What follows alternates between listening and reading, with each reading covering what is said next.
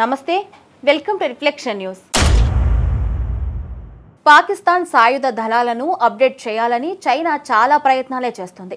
తాజాగా బీజింగ్ నుంచి 40 అధునాతన స్టెల్త్ ఫైటర్ జెట్లను కొనుగోలు చేసేందుకు పాకిస్తాన్ చర్చలు జరుపుతున్నట్లు సమాచారం.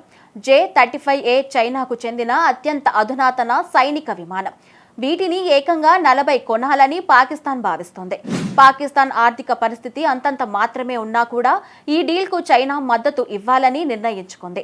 ఈ ఒప్పందం ఖరారైతే చైనా వెలుపల stealth J-35A multi role fighter జెట్ల స్క్వాడ్రన్ను కలిగి ఉన్న ఏకైక దేశంగా పాకిస్తాన్ నిలుస్తుంది. J-35A అనేది చైనా రెండవ 5వ తరం స్టెల్త్ ఫైటర్ జెట్.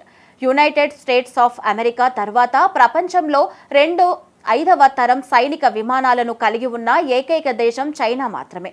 యుఎస్ ఇచ్చిన F-16లు, ఫ్రెంచ్ మిరాజ్ యుద్ధ విమానాలను కొత్త విమానాలతో భర్తీ చేయాలని పాకిస్తాన్ చూస్తుంది.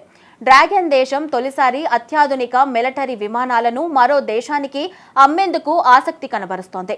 సుమారు 40 విమానాలను పాకిస్తాన్ కొంటే మాత్రం భారత్కు రక్షణ పరంగా పెనుముప్పుగా మారుతోంది. కేవలం 2 నెలల్లోనే 40 స్టెల్త్ విమానాలను పాకిస్తాన్కు చైనా సరఫరా చేసేలా డీల్ను కుదుర్చుకుంటూ ఉన్నారు. చైనా రక్షణ పరిశ్రమ ఇప్పటికే భారీ ఉత్పత్తి కోసం సమాయత్తమవుతోంది. ఈ విమానంలో ఏ భాగం కూడా మరే ఇతర దేశంపై ఆధారపడకుండా తయారు చేయనున్నారు. ఈ జెట్ల కొనుగోలుకు పాకిస్తాన్ వైమానిక దళం ఇప్పటికే ఆమోదం తెలిపింది.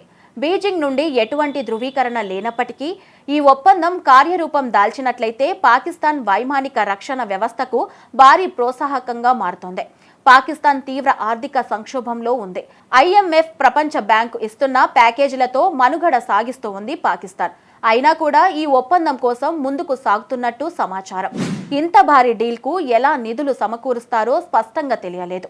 రక్షణ నిపుణుల అభిప్రాయం ప్రకారం పాకిస్తాన్ మరొక రుణాన్ని చైనా నుండి తీసుకోబోతుందని సమాచారం. పాకిస్తాన్ ఇప్పటికే బీజింగ్ నుండి చాలా అప్పులను తీసుకుంది. ఆ అప్పులను ఇస్లామాబాద్ తిరిగి చెల్లించడం సాధ్యం కాదు.